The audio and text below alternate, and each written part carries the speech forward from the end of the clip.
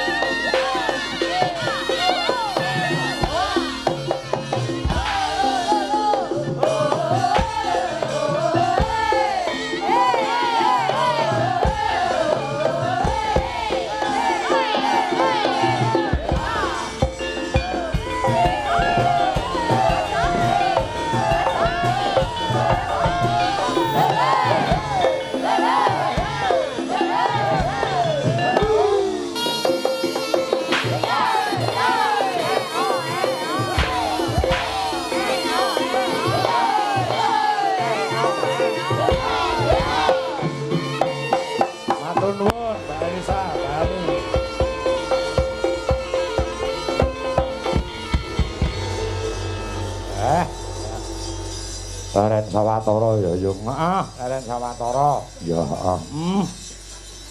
ingkang angka sepisan ya tan lirwa ngagungake rasa syukur marang purbaning Gusti ingkang karya jagat ya nok ya pancen ya kaya ngono tur kuwi wajib sapa gelem syukur bakal sun tambahi kanikmatanmu he manungsa sing ora gelem syukur bakal nampa pasiksan saka panjenengane Gusti Allah Subhanahu wa taala ya syukur marang purbaning Gusti merga wis diwenehi nikmat sing luar biasa saengga awake dhewe iso silaturahmi ngaraketake pasederekan gelar budaya Jawa wayang kulit ana ing balai desa Ngarandu desa Ngarandu ya Kecamatan Kauman ing wewengkon Kadipaten Ponorogo ya ngono ya Yung ya nikmat sempat nikmat sehat nikmat selamat oh ngono ya tanpa nikmat telung perkara kuwi tangeh awake dhewe bisa sowan nderek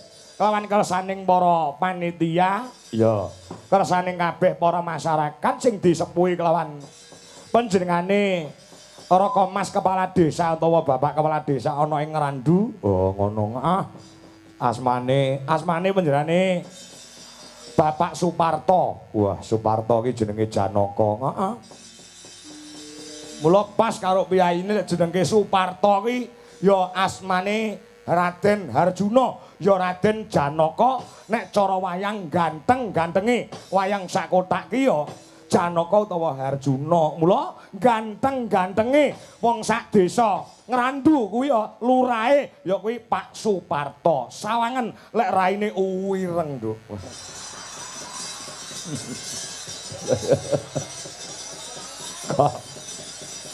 kowe karo Pak Lurah kok sajake saking akrabe kok nduk saking akrabe iya saben biar ki meni WA-an karo aku oh ngono mulai ki mau aku teko ya rangkul-rangkulan ki wong liya dadi dulur ki kaya ngene iki no oh ngono lho beliaunya mau ngendika pun Mas Kangko jenengan kali kula niku pun kaya dulur mengke kula manggarapi pripun mawon siap sing penting masyarakat kula seneng masyarakat kula ki marem wayangan dalu menika. Oh, ngono ya karo Mas Lurah Suparto. Ya umure ya ora matek kacek adoh karo awake dhewe. Panjenengane 55. Ya awake dhewe engko Oktober 48, Nduk. Oh iya. Ngestoke dawuh. Mula nek aku karo beliaunya ki wis akrab mong sok WA-an sok Gojek ngono, ya. Tur saben aku mayang ning Ponorogo panjenengane ya nyusul. Biyen ana ing Maguan panjenengane iki ya nyusul rono ngiras pantes ngungkeri tanggalan bengi iki ya. Nek pinginane ana ing Ngadisanan Sambit ya beliaunya ya rawuh. Ana Mbalong wingi ya nyusul awake dhewe. Ketok lek banget tresnani walaupun baru saja kenal ning ketok yen to panjenengane Pak Suparto kuwi seneng nggone nyambung silaturahmi, ngraketake pasederekan, ngraketake paseduluran. Terbukti karo aku wis akrab.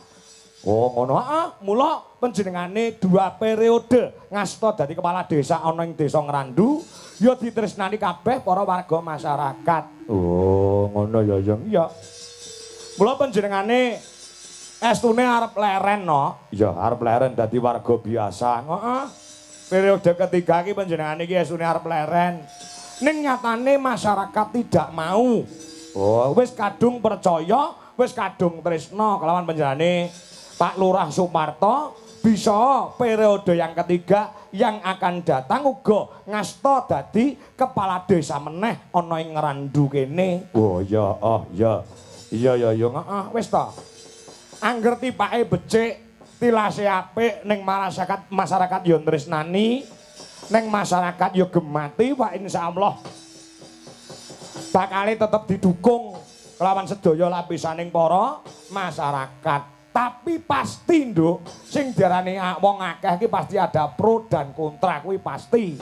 Oh ngono iya ngono ya Yung. Mulai ya panjenengane yang nyatane masyarakat isih mengendaki, masyarakat isih nyengkuyung lawan panjenengane Pak Suparto mengko macung meneh dadi kepala desa. periode yang akan datang iki beliaunya ya saguh diniati ora golek duit, diniati untuk mengabdi kepada masyarakat.